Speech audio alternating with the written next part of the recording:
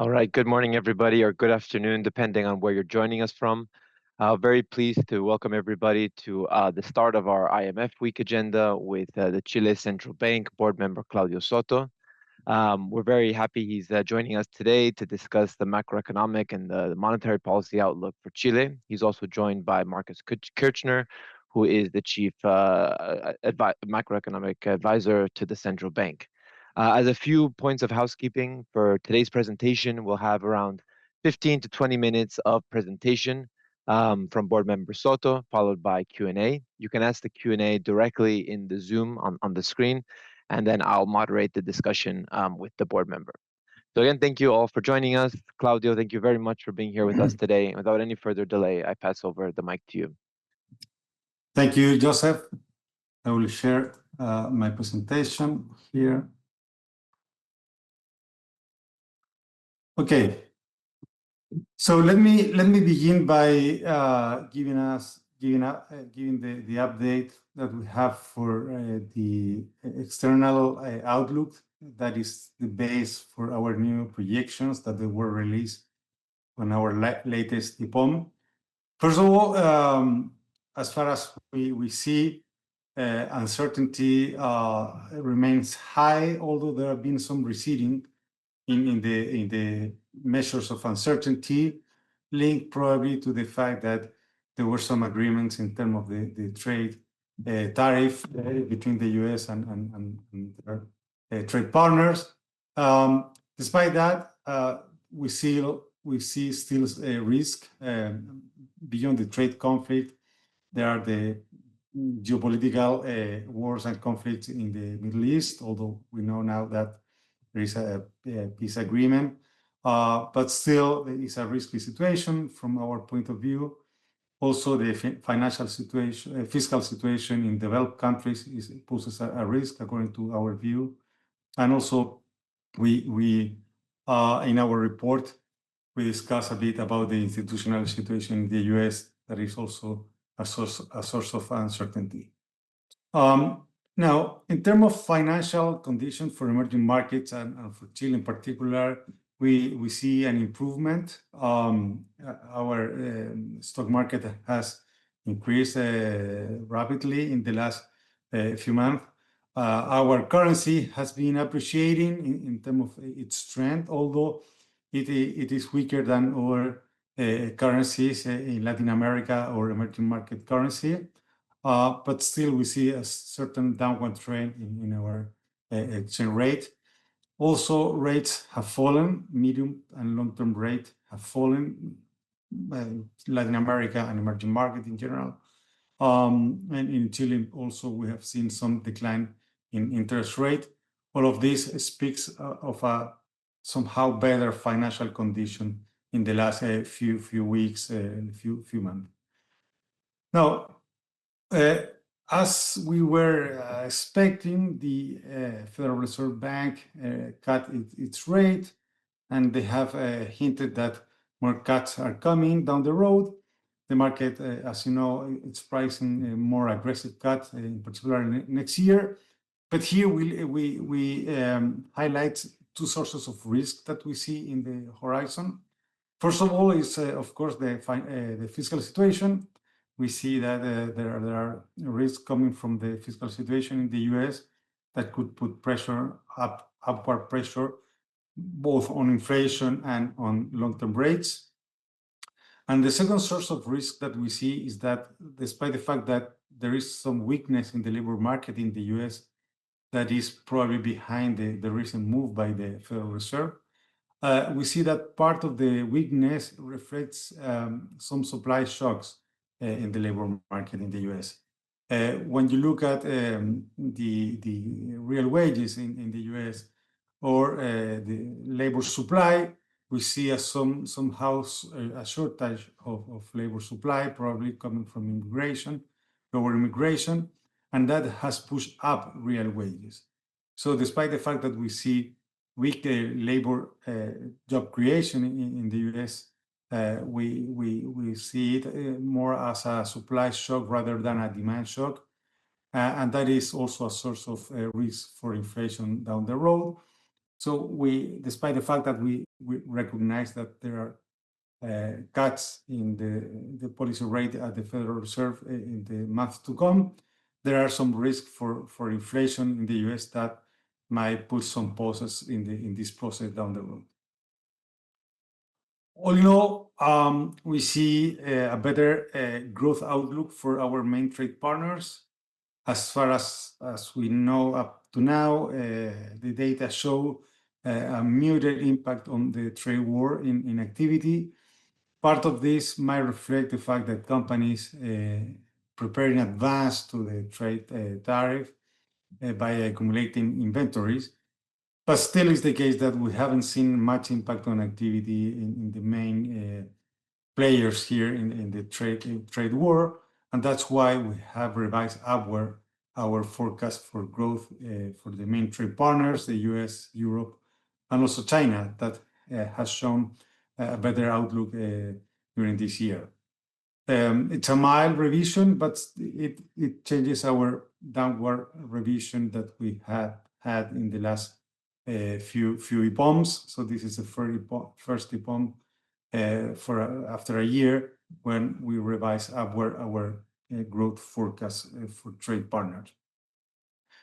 We haven't changed much our view in terms of commodity prices. We revised a little bit upward the oil price forecast based on what we were seeing at the moment of writing the EPOM, that is at the end of August, a couple of weeks ago.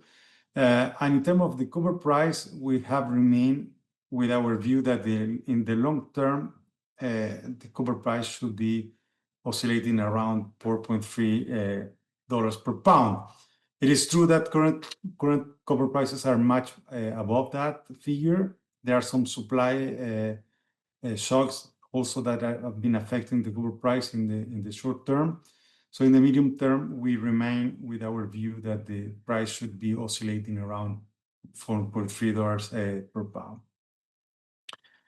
Now, looking at the domestic data, the domestic activity, first of all, let me highlight the surprise that we had in terms of investment in the second quarter. We saw a very rapid rebound of investment, mainly linked to equipment. That is the blue line on the left-hand side graph. Also, if you look at import of capital goods, the recent data still shows a very dynamic dynamism for investment. Now, if you break down what is the source of this investment, we see clearly that mining investment is the leading force that is pushing up investment. Also, we see some rebound in energy investment, whereas other sectors remain relatively subdued. So we see this more intense dynamism of investment, but mostly coming from mining and to a lesser extent from energy. Now, if you combine the data that we have up to now, in particular the data that we got from the second quarter this year, plus the information coming from different sources on the pipeline of large projects down the road, we have evidence that points to a more dynamic investment, not only this year, but also in the next years. That's why we have revised upward our forecast. For this year, the revision, it's an important revision. Up to June, we were expecting investment to grow at 3.7%, not so different than what we saw in December last year. But for this EPOM, we revised upward substantially the growth outlook for investment up to 5.5%. And also we revised upward the outlook for next year. So investment should be running at 4.3% next year. Energy and mining projects are the main drivers of investment, more broadly speaking. And we still see some subdued investment in other sectors of the economy. Now, in terms of consumption, we also have seen some rebound. The consumption has gained some traction, not as strong as we saw in investment, but still we see some rebound here.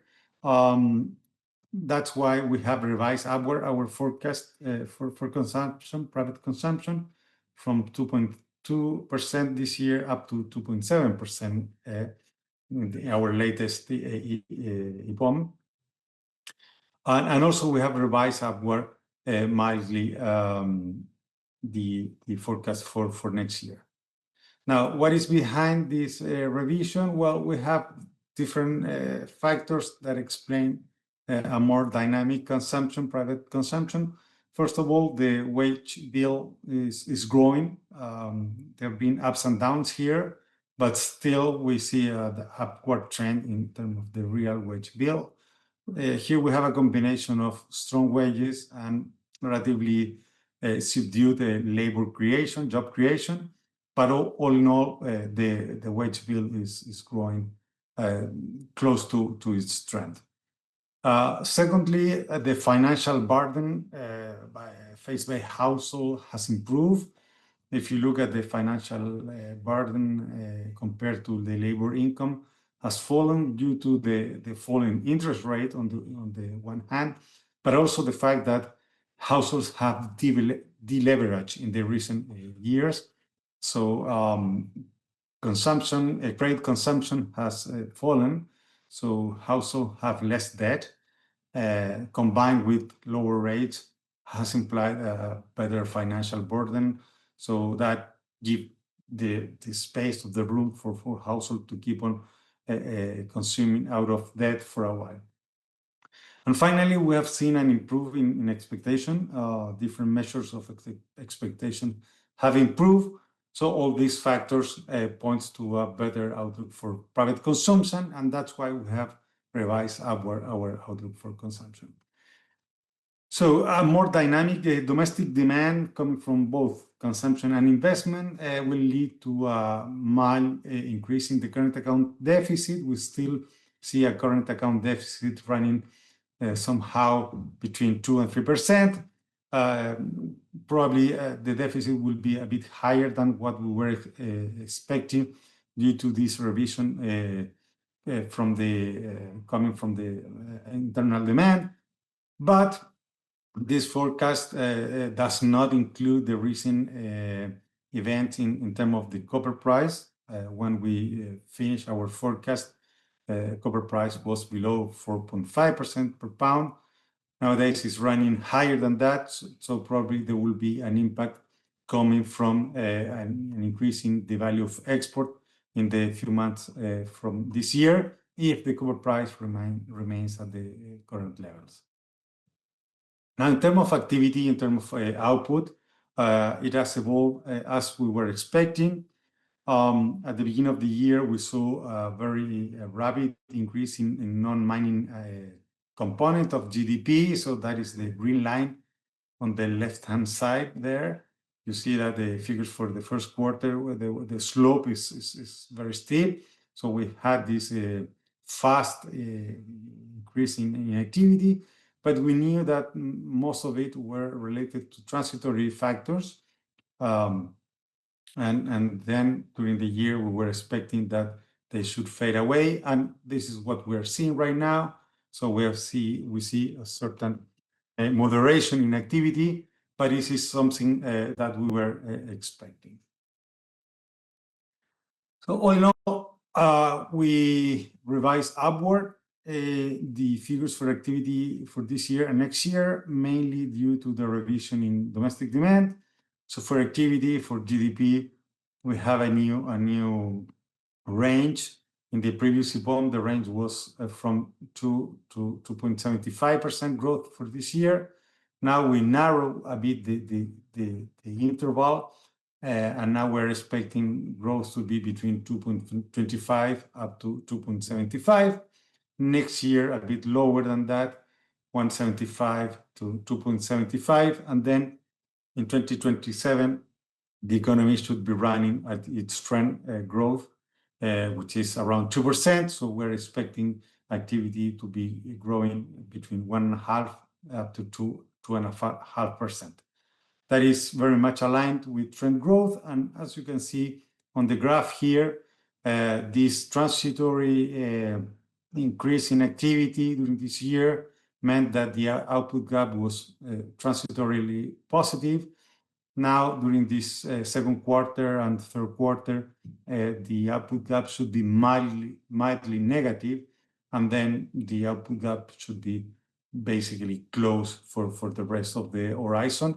And that is one of the forces behind our outlook for inflation, as I will show you now. So when we look at inflation, it is still running above the target of 3%. We have seen volatile items coming up and down. In the last reading for CPI, the volatile items came in at 5.1%. Non-volatile items are running below 4%, 3.9%. So overall CPI is at 4.4%. Somehow these numbers were expected. There are some base effects here. The last figure there is from September. September last year was somehow abnormal, so there was pretty much no increase in the CPI. So the base effect here is playing around. So but overall, inflation in the third quarter has been more or less aligned to what we were expecting in our latest IBOM. What explained the fact that inflation is still running above target? Well, there are several supply side explanations for this. First of all, there is the increase in the electricity price last year. The normalization of this price after it was frozen during the pandemic implied a very significant shock to not only directly to CPI, but also an important cost component for companies. So that is one element that is still showing in the data. Secondly, we have seen somehow rebounding the exchange rate after a significant appreciation at the beginning of the year. As you can see in the graph there, there was a rebounding in the exchange rate after July. That is somehow creating some pressures also on prices. And finally, we have all the pressures coming from wages. Wages have been growing substantially in nominal terms, although the last figure, as you can see on the right-hand side, shows a decline. But at least during the first part of this year, we saw an important increase in wages that is very much linked to regulatory measures taken by the government, but that should fade away over time. And we see already now that the growth rate of wages is already declining, and that should keep on declining, and that would create a relief in terms of more sensitive prices to wages. So inflation expectation in this context have remained very well anchored to the target of 3%. We saw an increase at the beginning of this year coming from financial traders that were seeing an inflation in the 2 years horizon above the 3%, but that was short-lived. And now we see that almost all agents expect inflation to be at 3% within the 2 years horizon. According to our own forecast now, the new forecast points an inflation coming down to 3% already in the second part of next year. It is true that we have revised upward a bit the core inflation, as you can see on the right-hand side. The red line is a little bit above the green line, which was our previous forecast for core inflation.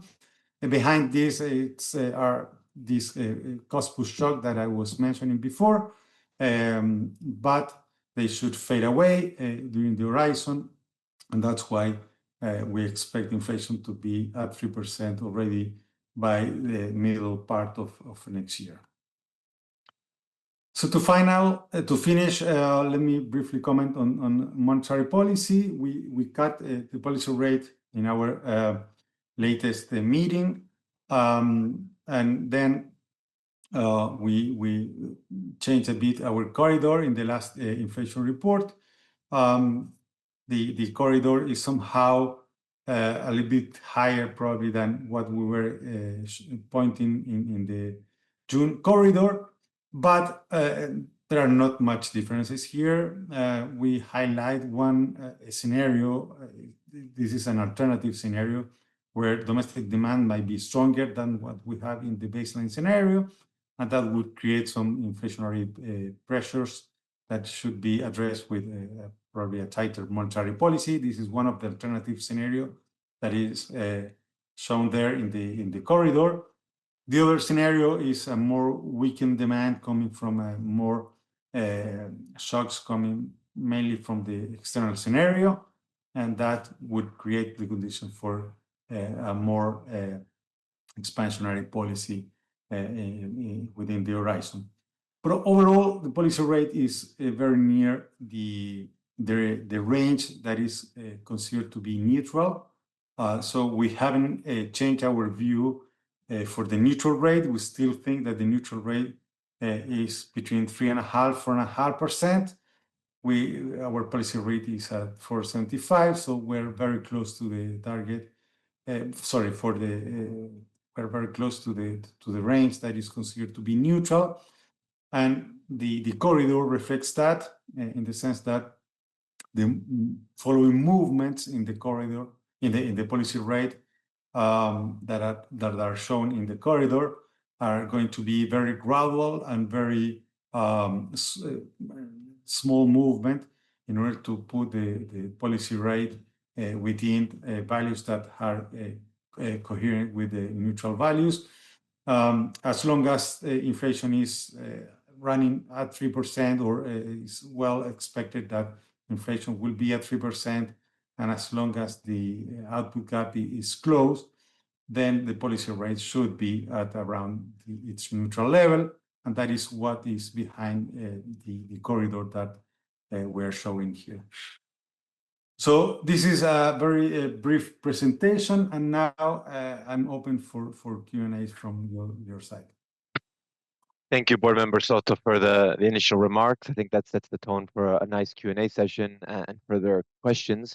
I'd like to just remind everybody that you can ask questions in the Q&A box on the Zoom screen, but maybe we'll start with one that actually touches on what you just mentioned about the neutral range. There was a bit of focus in the market on, I guess, the minutes from the last meeting that seemed to suggest that most board members look at the neutral range being in the, or at least the rate being in the top end of that range. That leads to maybe some speculation or expectation that the central bank may revise that range. So a little bit more of context around that, and when would be the right time to make that change? Would it be in one of the upcoming EPOMs? How do you see that evolving? Okay, yeah. So we have this range for the value of the neutral rate. We have models that link the neutral rate to trend growth. We have tended to revise downward trend growth, and that is pushing down the value of the neutral rate. So models that link growth with the real rate in the long run. But then we have some other models that link the neutral rate in Chile to the neutral rate in the world economy. So those are models more linked to parity condition in financial markets. And since there have been some movement upward in the market view of long-term interest rate worldwide, then those models speak of higher rates in Chile, also neutral rate. So those are the two main views that are behind the range for values of the neutral rate. If you think that probably parity condition financial flows are more important nowadays in terms of our evaluation, then we should look probably in the upper part of this range of values for the neutral rate.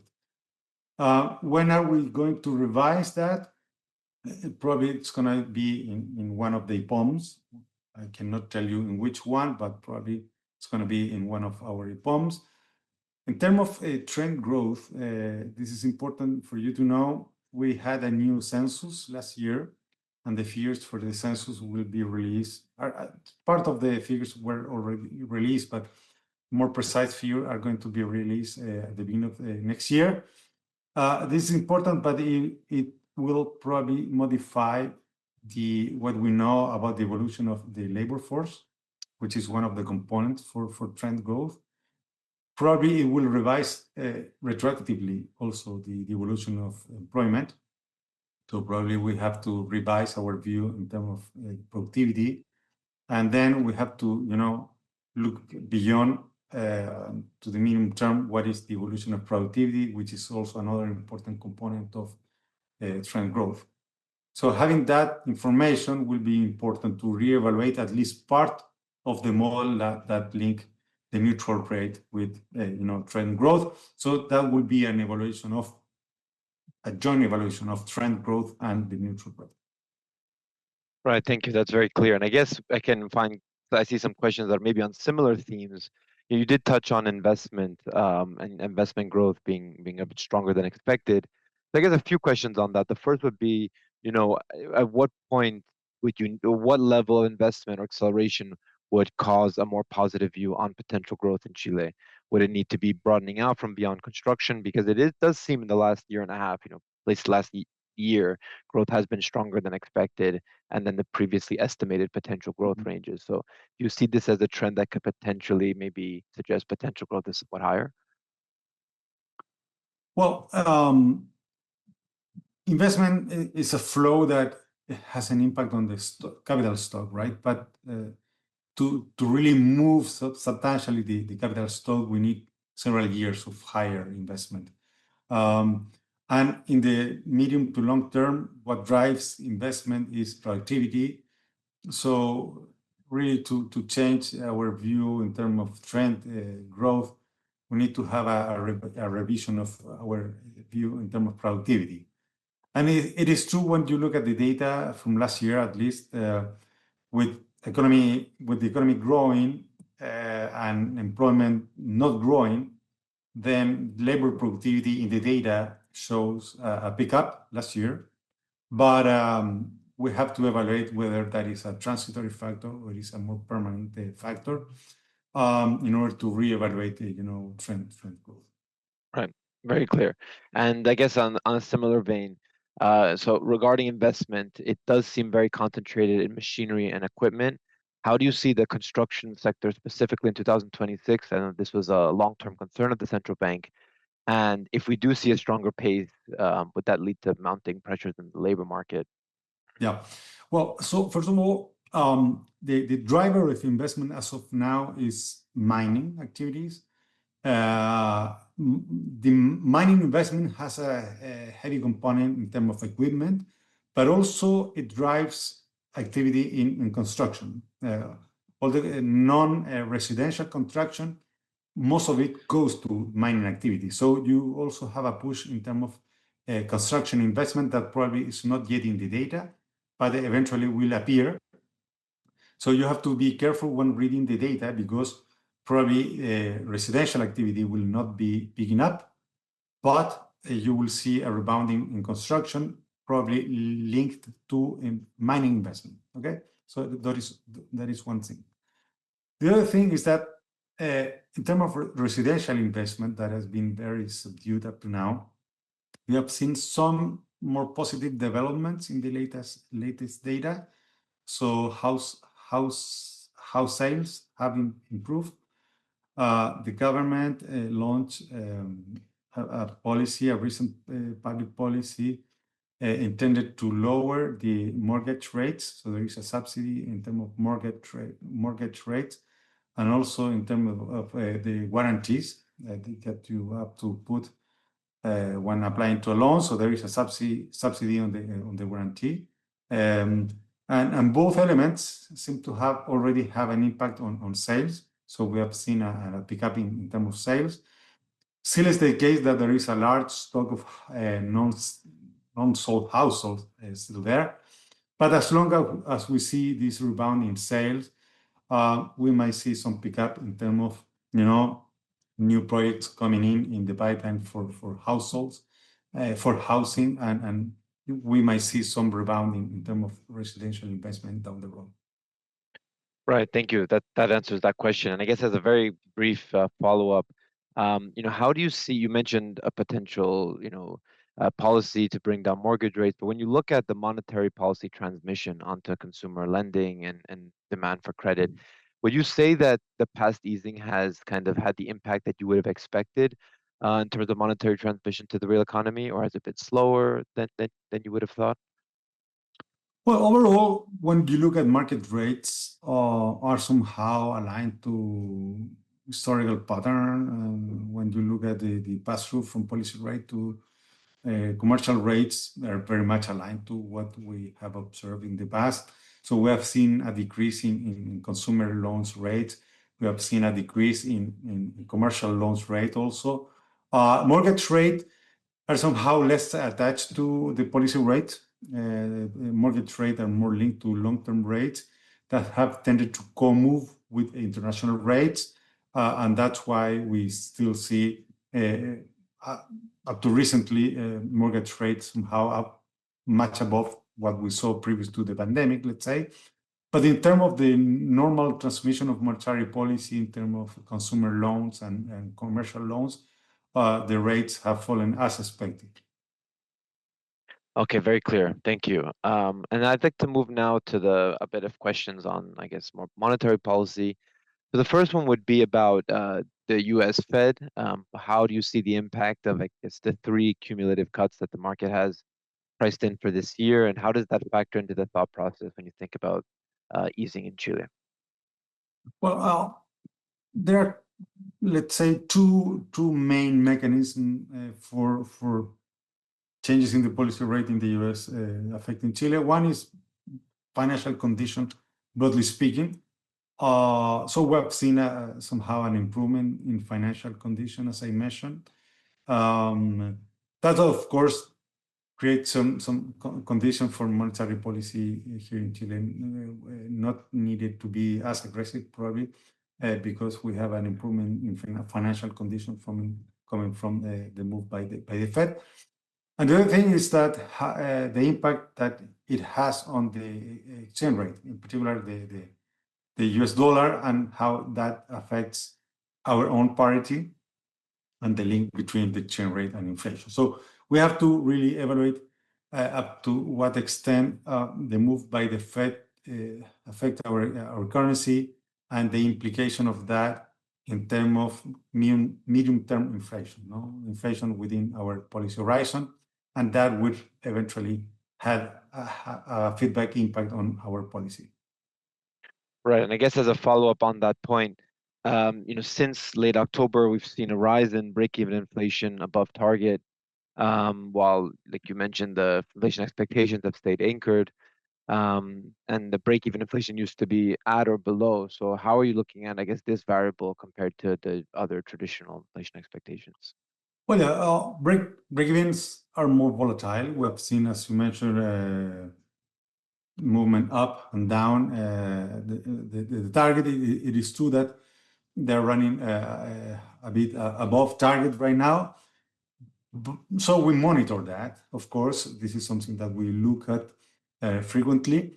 But we have to look this in combination with other measures of expectation, in particular surveys.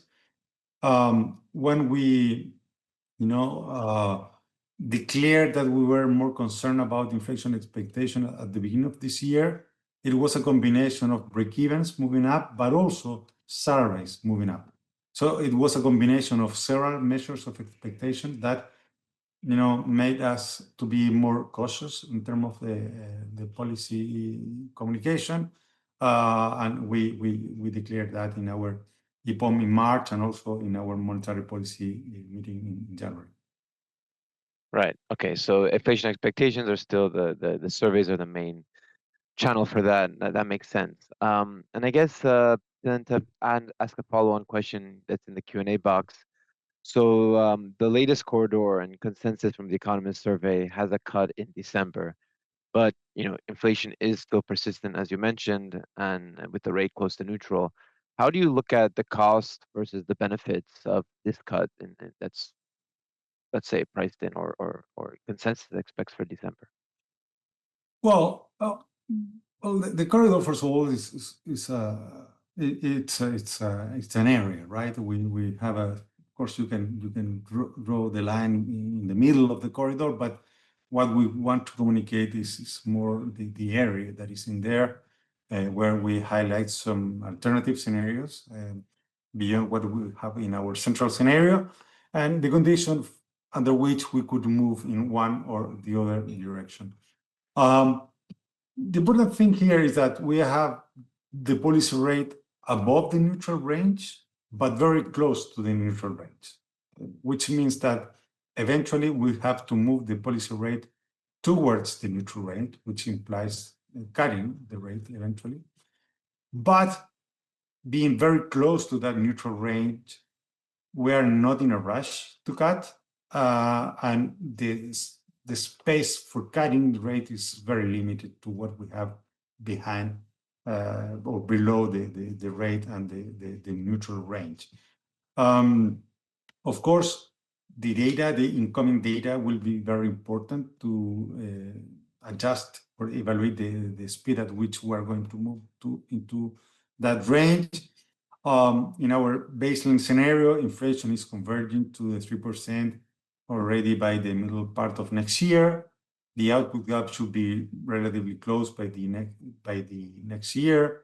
And that's why we have the policy rate moving towards within the range already, I don't know, in the following quarters.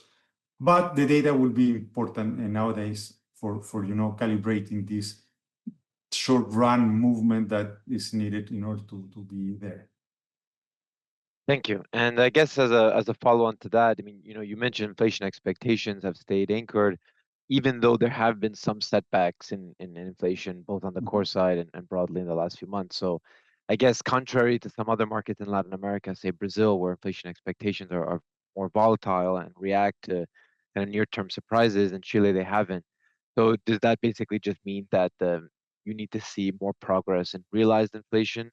Would you say that that's a fair assessment of what the board needs to see?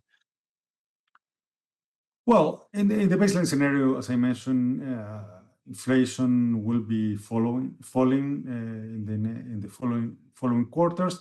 Core inflation year on year will remain relatively stable until the beginning of next year. So that shouldn't be a surprise. So we have to really look carefully in the margin, the changes on a monthly basis to see whether the speed at which core inflation in particular, is evolving is coherent with that outlook. So I think we have to look at the speed in the margin of particular core inflation, which has been one of the elements that have surprised us on the upside. If you look at DC bond vis-a-vis the May June bond as an important element. Right. That's clear. Thanks a lot for that. Appreciate that answer. And then I guess moving to maybe some of the FX policies, the reserve accumulation program of the central bank.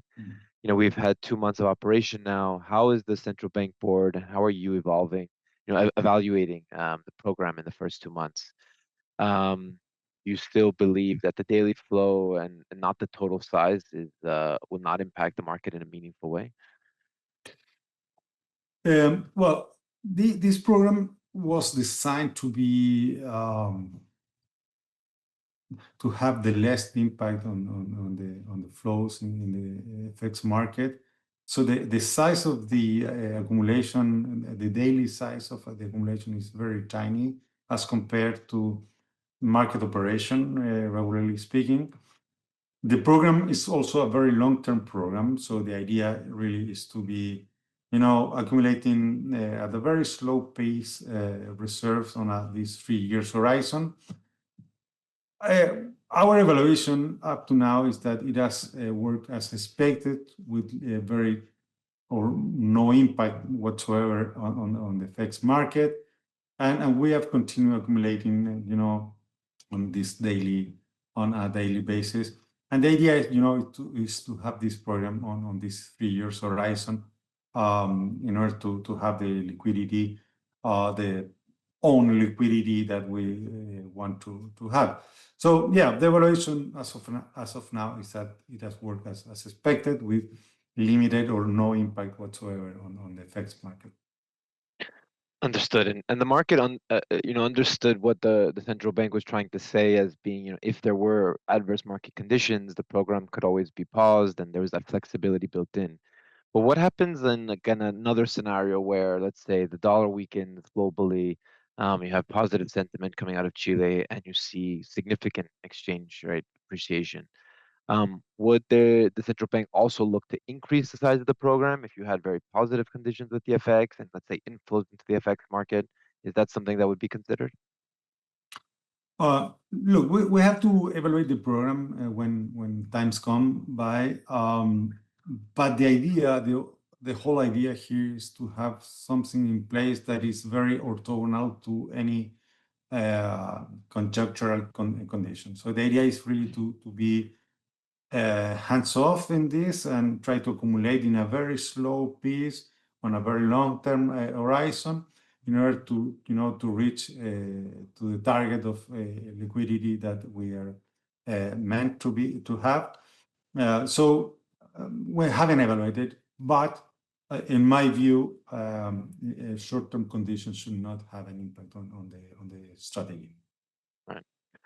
Okay, very clear. And I guess moving to a different topic is, obviously, to the extent that a central bank can comment on this, but the elections are coming up in Chile, and I guess a broad question would be, how do you see the election potentially impacting economic variables? So, for example, if we were to take, investment pipeline, I think, quite a few of the candidates are talking about, accelerating permitting or reducing the burden of permits on Chile. And given that the FDI pipeline is quite large, do you see these types of policy actually having a tangible impact? I believe there was a study that came out a few months ago saying permitting in Chile is where, let's say, takes up to 0.7 points of GDP off the economy. Do you kind of believe these estimates, and do you think that this could be an area where growth could accelerate with political changes? Well, first of all, we tend to take policies as a given. So any public policy done by the executive branch is something that we have to take as a given. And once it's done, so we cannot speculate about eventual policies that could be announced. So we take as a fact what is on the table, and based on that we make our forecast. Having said that, I have to say that I think most of the candidates right now are putting growth as an important element in their campaigns. So there is a more broad consensus on the importance of growth, I would say. The idea of speeding up evaluation process, environmental evaluation processes, is already being taken by this government. So this is part of the policies that this government has taken as its agenda, and most of the candidates are also following up on this idea of creating the condition for more rapid growth, which is important, in terms of having more resources for social programs, so on and so forth. So from our point of view, what is important here is what we see in the data, and the policies that are already in place that could eventually affect our view in terms of trend growth. We haven't changed our view in terms of trend growth, and we have to evaluate that when times comes by. Right, that's very clear. Thank you. And I guess, this is also a topic in elections, but we can talk about it outside the context of the elections, which is, fiscal policy in Chile. And I think in a LATAM context, actually, Chile is in a very strong spot compared to, I think, late fiscal developments. That being said, some do point to, the growth in the debt stock that we've seen over the last 10 years. The Independent Fiscal Committee has talked about, spending moving higher on structural terms and projecting that in the future as you look at the structural balance. So I guess you personally, are you concerned about, the trend in fiscal policy over the medium long term in Chile, or do you think that, fiscal risks will be contained going forward? What we have said in our financial stability report in general is that the fiscal rule, it's an important anchor. The fact that now we have a dual target, not only in terms of the structural balance, but also in terms of the cap of the debt, I think it's an important signal to the market. The government has not reached the cap. It's at 45%. We have to see what the next government does in terms of its target, but having that target, I think it's important in terms of creating an anchor and guidance for fiscal policy in terms of the gross debt position. And still, I think Chile has a good financial position vis-a-vis other Latin American countries, which is reflected in financial premium that are very, very low in Chile. Still is the case, and that is it is as it is. Right, that's clear, and I think that answers that question. We have a few more questions coming in. I see around 10 minutes left in the webinar, so we can get through these. And a reminder for everybody to ask any last questions in the Q&A. And again, Board Member Soto, thank you for taking the time and answering all these. I know it's a lot of talking, but it's much appreciated. So one question on the labor market. So you said this, and it is showing more promising data, including a stronger, higher occupied population. So how does that change your view on the Chilean economy? Do you see any implications for monetary policy, and any just broader comments on the labor market? Well, in the labor market, we highlighted that in our late inflation report as a particular combination of relatively high unemployment and wages growing fast. We associated that in part to some regulatory measures taken by the government. But also here, I would like to highlight other elements like productivity. As I mentioned, measured productivity has gone up. We have to see up to what level that is something more persistent in time, or is it something more particular. But we have seen some growth in productivity also. So we have this combination of more productivity, regulatory measures that have had an impact on labor cost, and also the combination of growth, with more dynamism in sectors that probably are not as labor intensive as traditional sectors that are more lagging behind, like the construction sector related to the housing construction. So down the road, we should see evolution in the three fronts here. Probably the evolution of construction, housing, building should start picking up gradually over time. That should create more demand for labor. We have to see again how persistent is this increase in productivity to generate conditions for hire more workers. And then some of the regulations that have gone through are going to fade away in terms of its impact on labor hiring and on labor cost.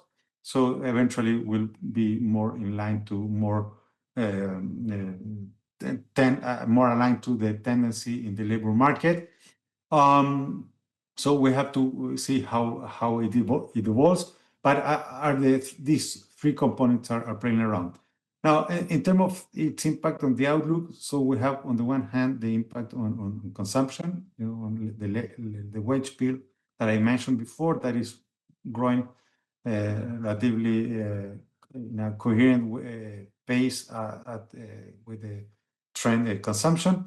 But also in terms of the margin by companies, labor cost has gone up, so market margin has shrunk a bit, but not as much as creating inflationary pressures in our horizon.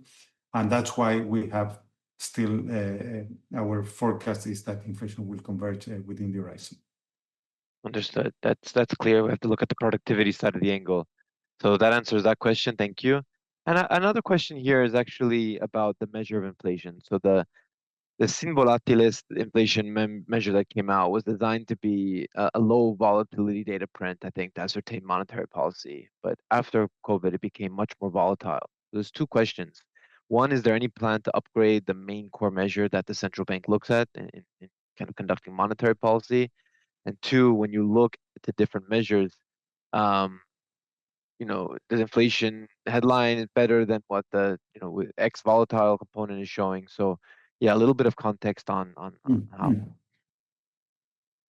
So first of all, our mandate is on the whole inflation, the total CPI. So that's what concerns us. Core inflation is a guidance because by construction is more persistent than the total measure of CPI inflation, and that gives us some guidance on the trend for inflation. It is true though that it has been more volatile in recent months in particular. It seems that Cyber Days have had an impact in recent readings in core inflation because it has affected goods prices that are more included in the core measures of inflation. But we don't look at only one measure of inflation, of core inflation. We look at several measures. We have to eventually revise how it is constructed because it is constructed excluding volatile items. So now, if there are some volatile items that are in the core measure of inflation, we have to eventually revise that, but we don't do that frequently. So we have to wait some more time for reevaluating that. But having said that, we look at different measures of core inflation. It's not only that one, but also the measure that exclude energy and food prices, for example, and trim measures of the dispersion of inflation also are part of our analysis.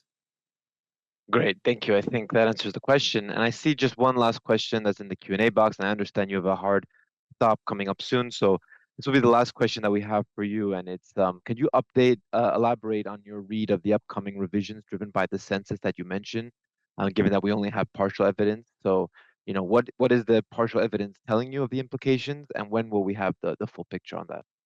Sorry, the evolution of the census. So you said that the census data, we're going to have the full picture next year. You have some picture now. What is that initial data telling you, and when are we going to have the full? The data is telling us that the population in Chile is lower than what we were expecting. So when you take the previous census in 2017 and the projection for population and the new data that we have already now, we know that we are less people living in Chile than we were forecasting. So you have to interpolate that between 2017 and now. So that will change probably the growth rate of population and by implication, the growth rate of the labor force and employment. So probably we will have a reading of higher productivity in the meantime. But also, so looking into the future, so we will have probably higher productivity. So we have to see how that evolves into the future. But also we will have a labor force that will be growing slower than what we were expecting. So, we have this combination of probably higher productivity, lower growth of the labor force. And we have to see how that plays around in terms of the evaluation of trend output. Right. So yeah, quite an important input for monetary policy.